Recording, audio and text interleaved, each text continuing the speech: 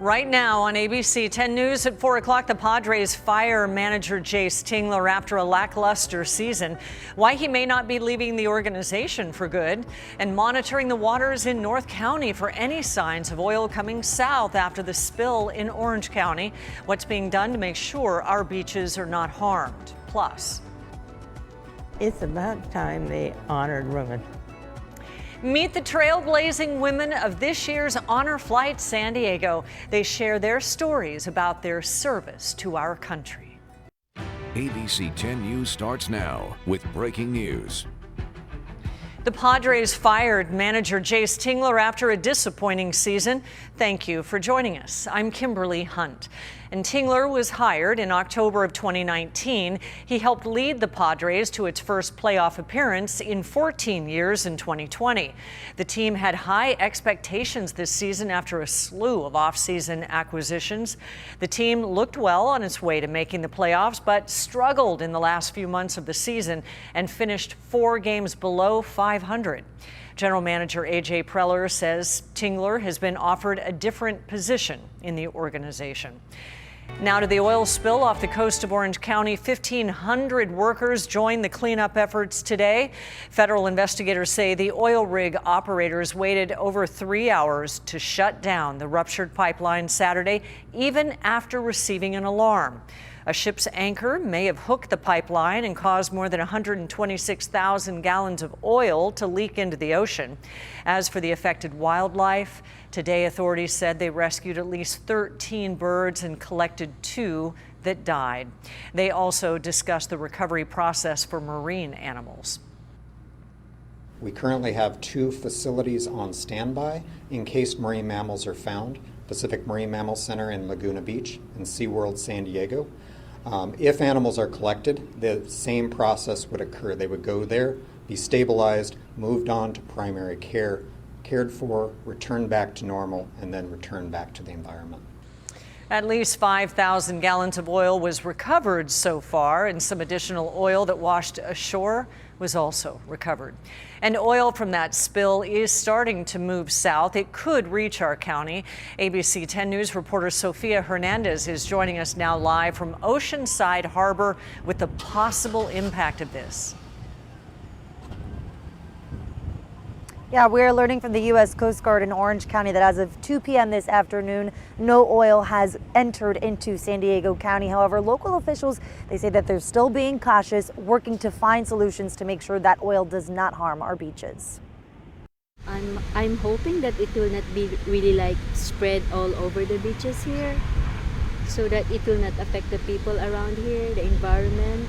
Beachgoers enjoying the sun and sand, knowing just a few miles north lies thousands of miles of spilled oil. We know that having oil spill onto our coasts will cause mass destruction. Encinitas Mayor Catherine Blakespear says Wednesday she heard of oil spottings already along our coast. It is inevitable that some will hit this county, and I've already heard that there is what's called sheening in the Oceanside Harbor.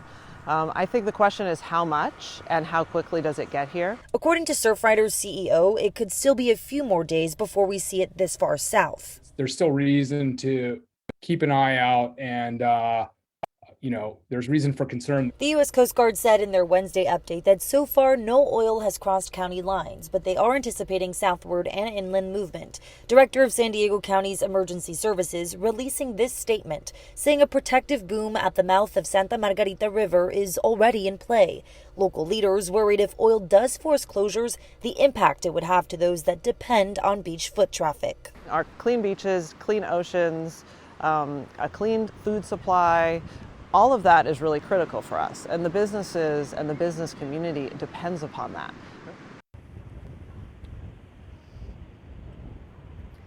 Now, the mayor of Encinitas tells me that she believes these spills are inevitable when we continue to drill for oil. She hopes that this is the example that's needed for legislative action to hinder any new offshore drilling off of our shores.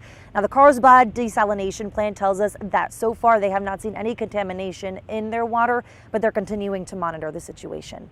In Oceanside, Sofia Hernandez, ABC 10 News. Thank you, Sophia. And police arrested an 18-year-old student they say opened fire at a Texas high school. It happened this morning in Arlington. Authorities say it started as a fight, and then Timothy Simpkins pulled a gun and started shooting. 4 people were hurt. One of the students described the moment that a normal day at school turned violent. And we about to get started on our work. And then next door to our class, we heard gunshots, and I was just like, oh my gosh, oh my gosh, oh my gosh. So we all ran to the other side of the classroom. We heard glass breaking, and he continued to shoot. And I called my mom, and I told her I love her. I just thought we were next. I thought my class was next. A motive for the shooting is still unclear. Now to coronavirus. A group of local doctors now fact-checking things said in public meetings about COVID-19. This independent panel gave a first-of-its-kind presentation and a Q&A today at the Board of Supervisors meeting. It's part of the county's push to fight COVID misinformation. We're here today to discuss COVID-19 medical and health misinformation.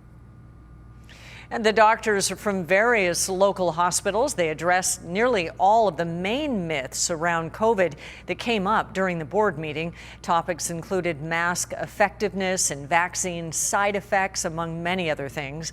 The county also launched a website to respond to misinformation. The video of today's presentation will be available on that site. A written report will also be posted. San Diego County will require all new hires to show proof of vaccination. This comes after the Board of Supervisors approved that, a 3-2 split vote late last night. And Supervisors Jim Desmond and Joel Anderson voted against the requirement. It's unclear when the county's mandate for the new hires will start. Los Angeles approved one of the nation's strictest vaccine orders. Today, City Council approved an ordinance requiring people show proof of full vaccination before entering most indoor businesses. It applies to indoor restaurants, bars, gyms, shopping centers, entertainment venues, and personal care establishments.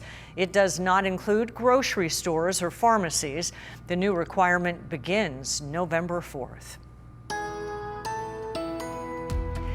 Turning now to our weather as we take a live look outside. Cooler and cloudier around the county today. Meteorologist Angelica Campos is tracking another storm on the way this week. Angelica. That's right, Kim. Believe it or not, we're off to a great start to the season. October 1st is when we start the record keeping of the rainfall. So this month, basically a fresh new year, and we're already ahead of what is normal. With additional rain in the forecast, a lot of people are already wondering, is this enough to end the drought in this state? It takes a lot more than just a couple of storms, but this is a good start. Cloudy skies in San Diego, 69 degrees, in Oceanside 70. You continue to see those clouds, almost like a river of clouds extending into the area, and that is basically we're going to be looking at potentially the atmospheric river playing a role over the next couple of days as the next storm system moves in. In our pinpoint Doppler live, it looks like there is a little bit of drizzle moving through the region, but everything very light as we speak. The chances will be much better for the end of the week. It looks like Friday is going to be the wettest day. The day we'll be watching for widespread rain. Coming up, I'll break down the rain totals and also what to expect as we head into the weekend. Big news today for student loan borrowers who work in public service. The Department of Education is making changes to its forgiveness program, which are aimed at clearing up some long-standing issues. The problem is that with the public service loan forgiveness, pretty much since it began, many borrowers have been confused by the eligibility rules. Now, the basic structure of PSLF is that a borrower working in public service, like teaching, can make payments for 10 years and then have their student loans forgiven. But there was a certain payment plan that borrowers needed to be on in order to be eligible for that forgiveness. Now, that's been unclear, leaving many borrowers to believe the payments that they have made for years counted towards the program when they didn't. The changes announced today offer a waiver that borrowers can fill out to make those payments count. It is expected to help 550,000 people. Now, for about 22,000, the changes should happen automatically without having to take any additional steps.